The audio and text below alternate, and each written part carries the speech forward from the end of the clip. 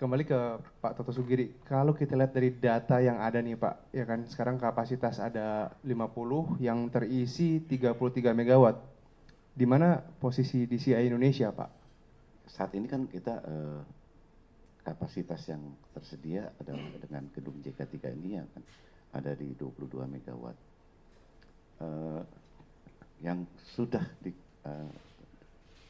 di occupied atau masuk di dalam kontrak dengan customer itu sekitar 19 megawatt. Kalau memang menurut saya sih mestinya mungkin lebih ya sekarang ya, mungkin data itu, tapi my estimate sih ya mungkin kita sekitar 40% market share ya. Kalau dulu orang bicara data center masih bicaranya meter persegi, itu zaman dulu gitu ya. Terus bicaranya jumlah rak gitu ya. Nah itu juga masih zaman agak dulu. Sekarang ini kalau kita bicara size dari data center, kita harus bicara megawatt dalam pengertian IT load. Jadi kalau dilihat, ini sebetulnya measurement yang paling benar untuk mengetahui, dan ini juga dikonfirm dengan data-data riset dari luar tuh, mereka bicaranya sekarang megawatt, ya, in term of the size. Jadi about ini, dan menurut saya kalau perkembangan data ke depannya, estimate menurut saya betul, dan bisa lebih besar. Nah, dan diprediksi Indonesia harusnya kalau seperti ini terus bisa lebih besar, harusnya bisa lebih besar dari Singapura. Kalau dari ID Pro mungkin ada tanggapan mengenai, jadi bagaimana ID Pro memastikan peran dari semua membernya agar bisa mensupport ini ke depan? Data center di Indonesia ini yang tergabung di ID Pro saat ini memang sudah tersertifikasi baik oleh Uptime Institute menggunakan tier classification ataupun oleh EPI. Jadi dengan bekerja sama dengan Direktorat Standar Kominfo pun kita sudah bikin sendiri standar nasional Indonesia sebenarnya.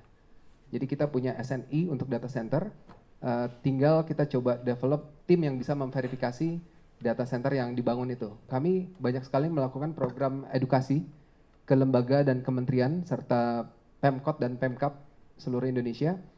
Karena banyak dari mereka mengira bahwa data center yang mereka miliki itu sudah sesuai dengan data center requirements dunia. Padahal waktu kita datang dan assessment, itu hanya server room. Padahal di dalamnya banyak sekali critical application yang berguna untuk e-government-nya mereka. Jadi e-health-nya, e-education, e-KTP, di host di hanya server room. PP71 memang kami lihat anggota kami tetap membangun data center. Karena tadi yang seperti kita dengar dari Pak Leon dan Pak Titus, karena kita ada di Indonesia, latency issue jadi kecil. Jadi customer centric companies seperti Tokopedia dan Danamon ini memang ingin mereka memberikan yang layanan yang terbaik dengan yang menghost akhirnya data centernya di Indonesia. Karena bandwidth kita jadi lebih sedikit popnya lah ya dibandingkan kalau harus host di luar negeri. Mungkin langkah ke depan dan juga peran DCI Pak dalam pertumbuhan digital ekonomi ini seperti apa Pak konkretnya Pak? Kita lihat value chain-nya dulu. Pak Leon tadi bisa menyebutkan beberapa fakta dan data itu. Saya yakin Pak Leon itu membaca data. Kalau nggak membaca data nggak mungkin, ya, benar kan?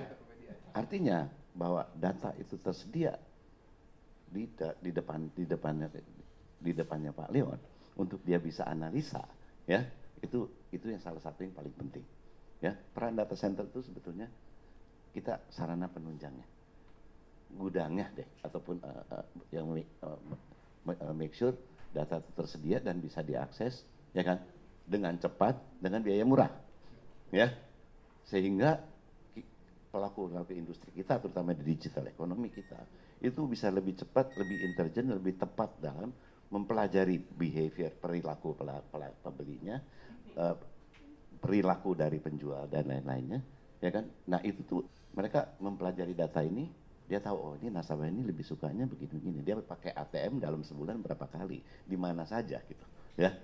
Dia belanjanya pakai kartu kreditnya di sektor mana saja. Kalau perusahaan ini sekarang tidak mempelajari data ini, ya kan, dia bagaimana dia bisa melayani dengan baik? Ya kan tidak mungkin, ya. Jadi peran data center sebenarnya infrastrukturnya saja, ya.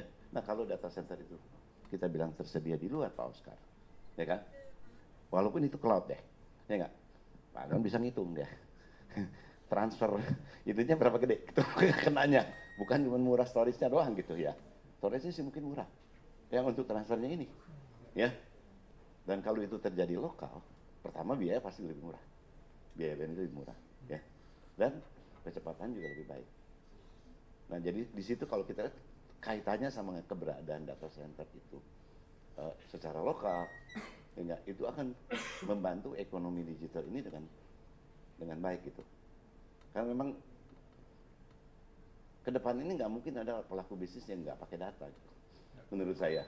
Kalau dari konkretnya kan kita lihat hari ini pembangunan JK3 kita sudah bahwa bukti komitmen dari DCI. Kedepannya seperti apa Pak dari DCI sendiri? Sebenarnya tadi Pak Gani mengatakan sudah merencanakan, tapi realitasnya kita sudah melaksanakan tiang panjang untuk gedung keempat. Kapasitas yang direncanakan untuk JK5 adalah 15 megawatt.